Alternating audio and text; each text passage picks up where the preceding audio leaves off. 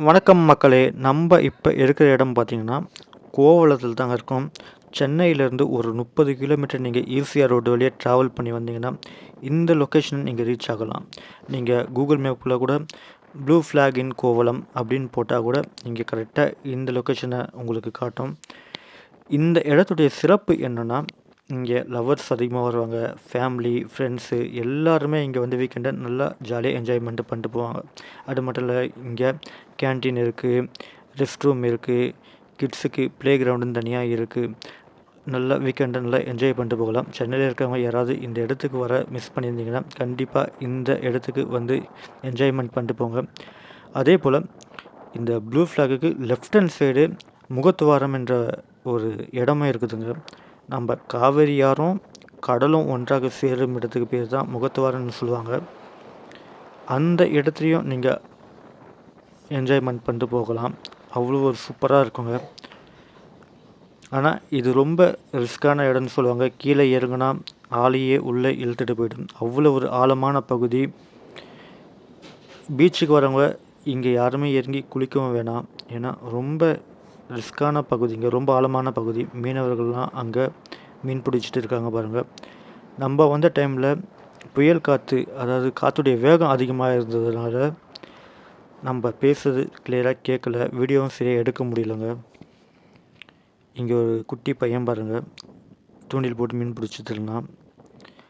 இப்போ அந்த மீனவர்கள்லாம் எங்க தன்னுடைய படகுகள நிறுத்தி வைக்கிறாங்கன்ற ஒரு இடத்த போய் பார்க்கலாம் வாங்க.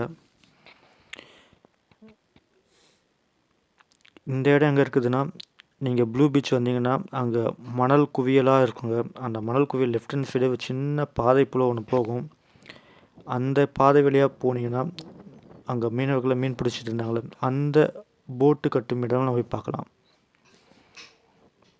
அங்க இருக்கு பாருங்க. ஏன்னா, இது புயல் டைம்னால எல்லாருமே போட்டை வந்து இந்த பக்கம் நிறுத்தி வச்சிருக்காங்க. ஏன்னா, அலைகள்லாம் அதிகமா வரும் அப்படின்னு. அங்கருந்து தான் நான் இப்போ நடந்து வந்துருந்தோம். இங்க பாருங்க, முள்ளெல்லாம் ஃபுல்லா கிளீன் பண்ணி, ஜேசிபி வச்சு ஃபுல்லா மணல்லாம் நிரப்பி வச்சிருக்காங்க. இது போல குட்டி குட்டி படகுகள் மூலியமா தாங்க இங்க இருக்கும் மீனவர்களும் மீன் பிடிக்க போறாங்க. மீன் பிடிக்க முடியாத நேரத்துல இது போல போட்டை திருப்பி வச்சுட்டு போயிடுவாங்க. ஏன்னா, அந்த அந்த டைம்ல சின்ன சின்ன ஏதாவது போட்ல டேமேஜ் இருந்தா கூட அத சரி பண்ணி வச்சிருப்பாங்க. பாருங்க, இங்க கம்மியான மீனவர்கள் தான் இருக்காங்க போல. அதனால தான் ஒரு 10 போட்டு கிட்ட மட்டும் இங்க இருக்கு. வலைகள், போட்டு எல்லாமே இங்க நிப்பாட்டி வச்சிருக்காங்க பாருங்க. இங்க டேமேஜ் ஆன வலை போல. அது புதுசா வந்திருக்க வலைன்னு நினைக்கிறேங்க. இங்க பாறை கற்களும் அதே போல அதிகமா இருக்குதுங்க இங்க. இங்க ஃபுல்லா இது மலைப்பகுதின்னு நினைக்கிறேன். இந்த இடத்துக்கு இன்னொரு சிறப்பு என்னன்னா, நவாப் ஆண்ட கோட்டையும் இது பக்கத்துல தாங்க இருக்கு. அந்த காலத்துல நவாப் மன்னன் ஆண்ட அந்த கோட்டையும் இங்க தான் இருக்கு.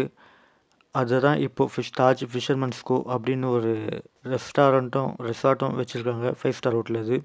சென்னையிலேயே நல்ல ஃபேமஸான ஏரியாங்க அது. பாருங்க, எவ்வளோ கற்கள் பாருங்களேன். நம்ம தமிழ்நாட்டில் அதிகப்படியான பாறை கற்கள் இருக்குது அப்படின்னு பார்த்தா, எனக்கு தெரிஞ்சு இந்த கோலம் தான் இருக்குன்னு நினைக்கிறேன். ஏன்னா, அது எக்ஸாக்டாக தெரியல.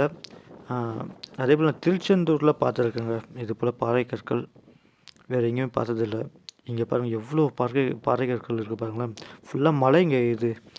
அந்த மலைகள்லாம் மண்ணுக்குள்ளே புதைஞ்சி எல்லாம் உள்ளே போயிருக்கு. அந்த காலத்தில் எப்படி இருக்காங்கன்னு நீங்களே கொஞ்சம் இமேஜின் பண்ணி பாருங்கள். அந்த பக்கம் பார்த்தீங்கன்னா, அங்கே பிரிட்ஜு தெரியல, அது வந்து முட்டுக்காட்டு பிரிட்ஜுங்க அது.